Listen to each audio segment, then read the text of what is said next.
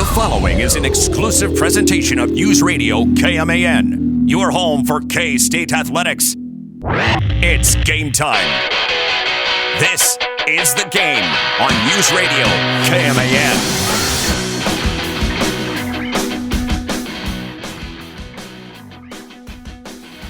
Congratulations to the Manhattan High boys basketball team, winners of 6 straight. Wow. And now they're about to play tomorrow night for a Dodge City Tournament of Champions title. They await the winner of Wichita Heights, who's the number 1 team in 6A, and Mays. This is interesting in-season tournament.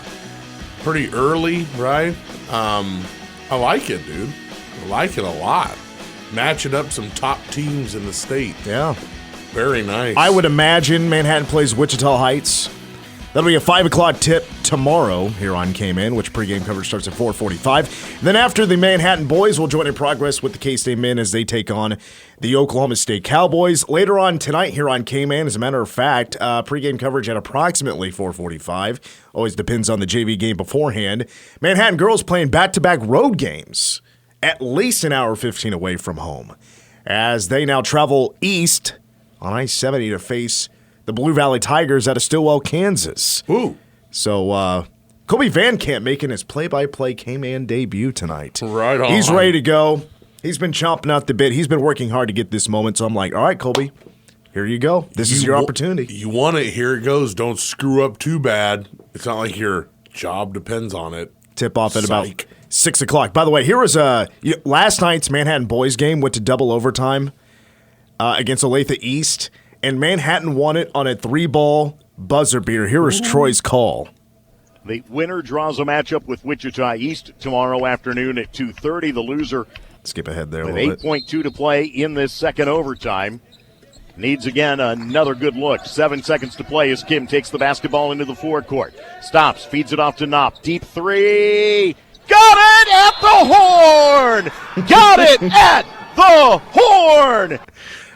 It's been cracking me up all morning when I hosted the morning show. Love that. Great call by Troy Coverdale. He'll have the call again tomorrow night here on K-Man. Meanwhile, this afternoon, and by the way, welcome to the game. Mitch Fortner, David G., Owen Burke, and here in just actually a few minutes, we're going to be joined by Oklahoma State sideline reporter Robert Allen, who's been a friend of K-Man for quite a long time, but I want to just quickly mention, we'll talk about it here a little bit later on in the show. And I'll be honest, when I first heard the news, I was trying extremely hard to maintain my composure. K-State senior center from the women's basketball team, Aoka Lee, will be sidelined for roughly 4 weeks following an injury to her ankle. And we saw her Monday as we went to the basketball training facility to talk to Minnie, talk to a handful of players. I talked to Zy Walker. And she, after practice, was in a boot, and we knew she had hurt her ankle in some way. She got kicked, actually, in the Oklahoma game. But she still played. She still played against Texas, and a double-double, was named the National Player of the Week, which I'm not the first to mention this. It's been all over Twitter. People have been shouting it out. Aoka Lee won the National Player of the Week honor on a broken freaking ankle. Oh. Dog. She's basically Kurt Angle of women's basketball. I'm proud she's a Wildcat. That's right. Yeah. Proud we can make that link. She's like Willis Reed. I'd rather. Kurt Angle's all Angle. I don't know. Boy, this gal, unfortunately, another season, another injury. I mean, great to know it's not season ending. They got an MRI, noticed there was a broken bone, there was a fracture in her ankle, so it required surgery. They got that done, and they're hoping in 4 weeks she's able to return. So, I mean, just a quick idea on when you could maybe expect Aoka Lee back. Okay, so 4 weeks down the road, you're looking at maybe February 14th at Iowa State, UCF on February 17th, which is a Saturday. Are you sign languaging somebody? I have somebody coming to pick up tickets that they won. It's been like a situation, but go ahead. Okay. Aoka Lee's Freaking me out. health is more important than this. My sign language situation with Doc Rock, okay? Okay. So Yoki, who averages 20 points a game, 8 rebounds a contest, is now sitting for maybe 6 or 7 games. And there's 12 games left in the Big 12 slate. And I didn't want to freak out. And it's not the end of the world. But damn it, things were just getting good. Yeah, man. It was just getting good. 7,000 plus for the Texas game. Cats win. They're now a 7th-ranked team of the nation. There's a chance with just beating KU, they become a top 5 team. Now I wonder how the voters now will take K-State without Ayoka Lee. And then, by the way, we were here last year. We didn't have Yoki last year. It was so hard to establish an inside game when you didn't really have a true center that could play valuable minutes. K-State was really missing that last year. Let's look at the positive now. And again, we'll talk more about this a little bit later on. But now it's time for Amani Lester to step up. Gisela Sanchez to step up. Eliza Maupin to step up. Heavenly Greer to step up. Who all can play the 5. Minutes are now up for grabs. I would imagine Amani will start because she's definitely, of the 4 I mentioned, she's more the center type. You know, Gisela would be the first off the bench to maybe swing into that 5 spot. Maybe Gisela will start. It'd be one of them. Maybe it is Gisela that'll start in place of Yoki. And maybe that does change as the games go on. But these are all young players. Freshman, sophomore, junior. Heavenly Greer is a junior, and she has plenty of experience, but the rest are really young players. A couple of years, maybe a year under their belt for most of these players. And, Eliza Maupin, 6'3", she can dunk. She hasn't yet in the game, but she can dunk. Amani Lester, the transfer from Louisville, can play. And Gisela Sanchez is a Spaniard on the national team. So is this a situation where you can do like a Moneyball thing and say, okay, Giambi's gone, and we can't afford to replace Giambi with one guy, but we can replace him with 3 people. Can you replace Ayoka Lee with 3 or 4 different players? I can tell you what we will do, and that is not forfeit any games due to a lack of healthy players. Whoa. That will not be happening. There will be no forfeiting 7 or 8 games. Going to continue to play. And it happens to be the next opponent is the Kansas Jayhawks. So much hype around this Sunflower Showdown. I hope still, you don't let the Ayoka Lee news keep you from coming to Bramlage. Like it ruins your your interest in coming to the game and watching the Cats play. Right. It's still going to be a really fun doubleheader. I still think the Cats are going to get it done. You just don't have Ayoka Lee now for a little while. K-State really grew as a team last year, just in overall talent and overall game, by not having Ayoka Lee. They know what to do now in this situation, but you also now have more depth. Mm-hmm. That's pretty key. Mm-hmm. You now have more depth. We'll talk more about Ayoka Lee being out roughly 4 weeks now for K-State women's basketball, the number 7 team in the nation, but also a part of that doubleheader, the main event. 6 o'clock from Bramlage, K-State against Oklahoma State. With pregame coverage on our sister station starting at 5 o'clock. We'll join in progress here on K-Man once Manhattan boys get wrapped up. Let's talk a little Pokes sports with Oklahoma State sideline reporter Robert Allen, who's been a friend of K-Man's for a long time. He's also a writer for PokesReport.com. Robert, really appreciate your time joining us here once again on the game. Let's first open up talking a little bit of football. And, last time we talked, pretty pivotal time for Oklahoma State. 2-2. And then you beat the Cats. And it was an ugly game for K-State. It was an ugly game for the offense as they tried to call back and they couldn't get it done. Finishing, though, 10-4. I would imagine you were probably one of those people that wasn't too impressed that Oklahoma State was able to figure it out and get to 10 wins. That wasn't impressed or was? Not impressed. You weren't surprised. I'm sorry. Surprised. Oh, surprised. Yeah, sorry about that. No. Yeah, I think everybody was surprised you got to 10-4 and you went to the Big 12 championship game. coming back from Ames, Iowa, and the team was 2-2. Yeah, if you said that, you should be you're clairvoyant. You need to go to Vegas. You need to go to all the tables, every casino until they kick you out and take all you can. I will say this, and I think I said that when we talked before the game, that Friday night game with K-State, that previous week was as good an open week as maybe I've ever seen covering Oklahoma State. And being on the broadcast crew, Mike Gendy's really nice. I mean, he gives us opportunity. I mean, we're at practice. We're on their computer platform. We can watch practice tape. We can watch opponent tape. And that week, I was surprised. They got after it hard. The players, I mean, they acted like a 4-0 team rather than a 2-2 team in practice.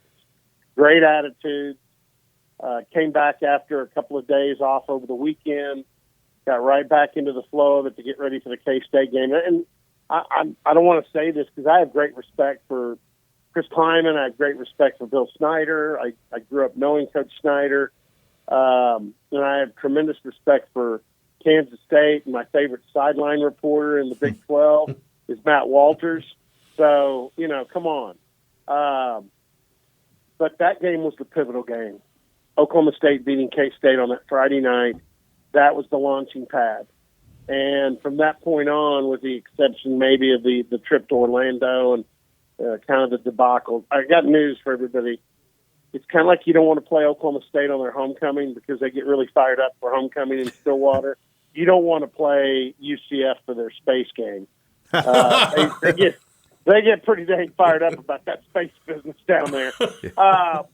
But no, and I said this. I was actually on with SXM earlier this afternoon, and I've said this on my own radio show. I had more fun covering this Oklahoma State team this year than any team I've ever covered. Not because they were the most talented. There have been more talented teams at OSU. But this team, they cared for each other. I mean, I don't want to throw out the culture and the camaraderie and the chemistry and all those catchphrases. This team was a team. There was hardly any cliques within the team. You saw it in the locker room. You saw it on the sidelines. You saw it at practice. You saw it in the hotel when they traveled. These guys like each other, and they really got along. And because of that, they were able to gather themselves after a really average or even below average start and got it rolling. And when they did, it was fun to watch. And it was. Was I surprised? Yeah. Was I? After the K-State game, I'll be honest. After they beat K-State, I'm like, okay, these guys are pretty good. They have a chance. And then they went on that 5-game run. It was K-State, it was KU, Cincinnati, West Virginia, and OU. And, West Virginia was on the road. The other 4, fortunately, were at home, which helps. That helps a lot. For instance, next year Oklahoma State goes to Manhattan. I am absolutely thoroughly convinced that will be much more difficult, and it always is, than playing K-State in Stillwater. But no, it was a lot of fun, guys. It was a good, fun ride to be on, and with most everybody back, I think everybody's pretty excited about what these guys might be able to do for an encore. Yeah, that was my next question. Alan Bowman is back for his 7th year to cash in that 401k, and Ollie Gordon. Is it 7? I thought it was like 27. Yeah. It hasn't all been at Oklahoma State, but he's been in college football a minute. And Ollie Gordon all of a sudden then became the best running back in the nation. I was going to ask you about the offseason and about the recruiting. Where are the big needs for Oklahoma State? Oh, I think they really didn't want to lose Leon Johnson III, and they had to use him because of injuries at receiver. He was earmarked to redshirt, and so they're looking for some help there. They did pick up a running back from Arkansas that's a native Oklahoman, A.J. Green, that played at Tulsa Union, was pretty good in the day. because they need a veteran. I mean, Ceci Valier, who is the freshman, is really good. But when you lost, Jaden Nixon in the portal, you kind of needed to go out and get a veteran, so they did. Other than that, they went and got a tight end from Ohio, Tyler Foster, an offensive lineman from Arizona State. Other than maybe a receiver and maybe one more defensive end, they're in pretty good shape. And you still have the portal window. Of course, you can lose guys in that portal window, too, after spring. So I think there'll be probably some more adjustment there. I don't think it'll be major, but they may lose another guy or two, and they need to go out and get maybe a couple of pieces. Well, the big reason why we have you on here today, Robert, talk Oklahoma State hoops, who play here in Manhattan tomorrow. And, for K-State's sake, I hope it's not deja vu and this is the turnaround interview for Oklahoma State and they beat the Cats. They can do it the next game. But Oklahoma State 8-9. It's been a rough year so far with an 0-4 start in Big 12 play. You look at the schedules, you can maybe make some comparisons between Oklahoma State and K-State. The difference is in those close games, K-State was able to overcome and win a bunch of overtime contests. Meanwhile, it's a ton of non-con games that the Cowboys lost by 5 points or less. They were in them, and a couple plays go different. This is a different season for Oklahoma State, but is there a common denominator that explains why Oklahoma State isn't getting over the hump? Yeah, I think people tend to make these things into excuses, but they're not. They're realities. Oklahoma State in basketball lost a number of guys out of the portal. One of them is at another Big 12 school, kicking it. Avery Anderson is certainly one of the reasons that TCU is playing so well. He's done really well for the Frogs, but I think with Oklahoma State, Mike Boynton went out, got a really good recruiting class. Eric Daly Jr. was a top 100 player, and Brandon Garrison, the 6'11" post player, was number 42 recruit in the country. So Oklahoma State's got some good pieces in that freshman class. They went and got maybe the best point guard they've had since Cade Cunningham in Javon Small, transfer from East Carolina. But I think when you put too many freshmen, young players, with too many transfers that are in their first year at the school, unless you have a 2 or 3 players that I would call dynamite leaders and kind of can be the backbone, you got too much newness. And I know that sounds like a massive excuse, but I think there's too much newness, and they're still trying to kind of get through all that and get it all on the same page. You look at it, Oklahoma State lost, 3 of their first 5 games. Their losses, those 5 losses you mentioned in the preseason, they took place in the first, I think, 7 games. So at one point you were sitting there, maybe 2-5, 3-5. They got a little bit better toward the end of non-conference, and then you get into a whole new game. I mean, the Big 12 is, dramatically different. Unless you're playing, nothing but top 25 teams in your non-con, the Big 12 is so vastly different as far as the competition every night. And Oklahoma State opened with Baylor, at Tech, at Iowa State, and then Kansas. Those have been the first 4 games, and they're 0-4. You might have picked them 0-4 even if Oklahoma State had come in with a 10 wins in the non-con. But you didn't do that, and I just think this team hasn't played complete games.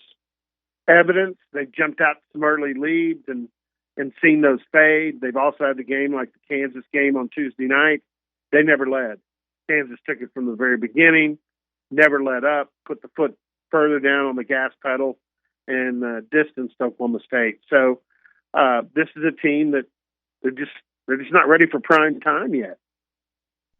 If there is a moral victory, Robert, can we agree that Oklahoma State broke Baylor's 3-point shooting? They have not been the same since that game.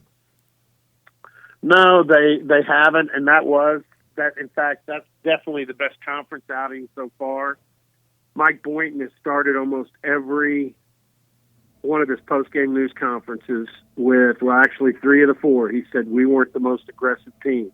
The only time he didn't say that was the Baylor game. So that's been one part of this. They've been, I don't want to say they haven't been the toughest team on the floor. They just haven't been the most aggressive. They were that night. And, I mean, they, at the line, 3-point line, they were suffocating as you can be in perimeter defense. But here's the alternative. Baylor won the game, scored 90 points in an overtime game, 50 of those 90 in the paint. Huh. And then since then, you could say Baylor struggled scoring outside since OSU. OSU struggled stopping anybody inside since Baylor. So it's kind of, there's a tit for tat there, guys.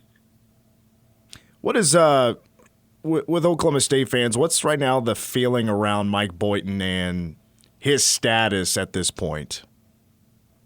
You know, that's an interesting question, and it's come up more and more lately. The facts of the matter are, before Chad Weiberg took over as athletic director, on the way out the door, Mike Holder signed Mike Boynton to a new contract that, unfortunately, Chad didn't have any say, but Chad's the one that's got to deal with it, and it's got a pretty lucrative buyout for Mike Boynton. So that's one thing you've got to consider. How much do you want to pay a guy not to coach anymore and make a change? And that's not how the fans feel. That's just a fact of the matter as far as the future. The fans like Mike Boynton. Mike Boynton checks every single box that you would want for a head coach. I mean, great face of the program, says the right things, treats his players well, treats the fans well. Just everybody likes him. Good recruiter. I mean, just keep checking all those boxes, and then that one big box at the end, wins enough games, hadn't checked it. So that's kind of where the fans are. I think it's to the point that a lot of fans just, coach, please win some games. Please win some games. Because I really don't think anybody wants to see Mike Boynton jettisoned. I'm not even going to use the word fired, because I don't think most fans would want to use that word. I think they're just hoping somehow, and his track record has been, in February, his teams get better. They seem to string some games together and win some games in the month of February. A lot of fans are hoping that happens. Now, even if they do, is it good enough? Probably not. They're not going to make, I mean, they would have to win every game the rest of the way in conference play, and then win at least a couple in Kansas City to be in the tournament. I mean, that's pretty much where they are now. Their backs are against the wall, and it's that early in conference play. So, but if they can show competitiveness, I think you can see Mike Boynton get another year at Oklahoma State, and I wouldn't be against it. You never know, Big 12 teams, when they're under the radar like Oklahoma State could be right now, you never know when a team might take off. And I think West Virginia is another one of those teams that is just dying to really take off with the talent that they have. But, Robert, as always, we love having you on here on The Game to talk Oklahoma State football and basketball. Appreciate your time. I'll say hi to Matt for you, and we'll talk to you again down the road. Hey, did Manhattan High win today? They did. They're on to the Dodge City Championship. All right. And you guys are in the gym at Dodge City? Yeah, well, no, it's not like where the JUCO plays. It's in their hockey arena. Oh, in their hockey arena. Okay. Yeah, right next to the casino. There you go. That much better location. Yeah. All right, guys. Appreciate it. All right, Robert, take care. See ya. That's Oklahoma State sideline reporter Robert Allen here on The Game. He's also a writer for PokesReport.com. We do have Mitch Palm coming up in hour number 2. We'll finish hour number 1 coming up next here on The Game.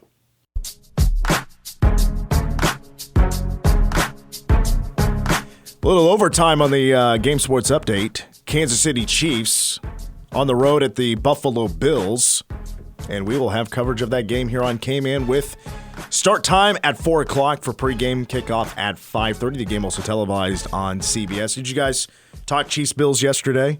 A little bit. I'm sorry. We talked a little bit, a tiny bit, a bacon bit. Owen, you're you are the neutral voice here. Owen, I guess I am keep too, your but- mouth shut.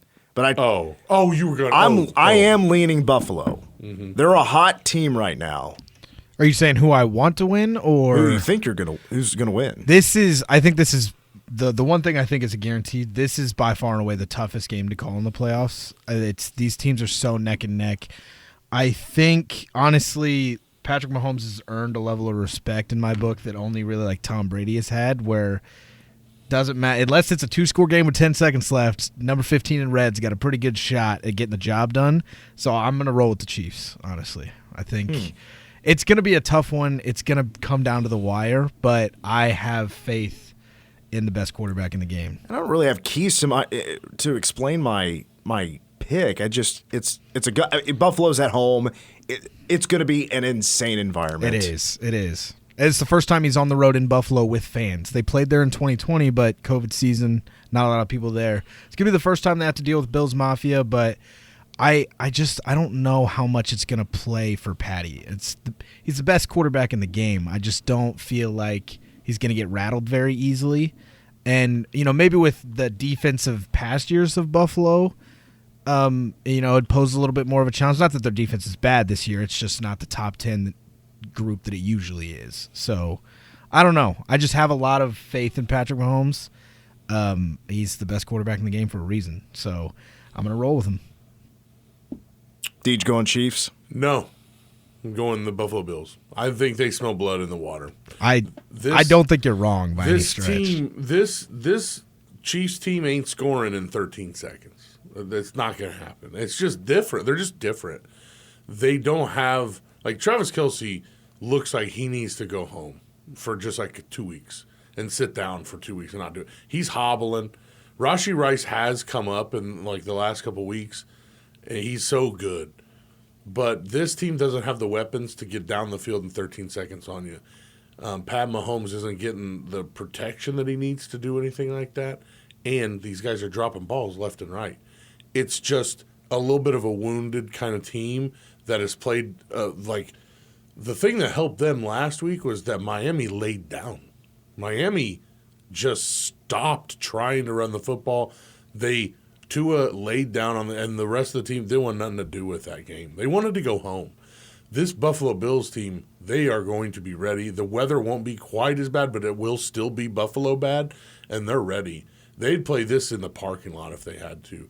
I think this team's resiliency and their mental toughness is so much above where Miami's at.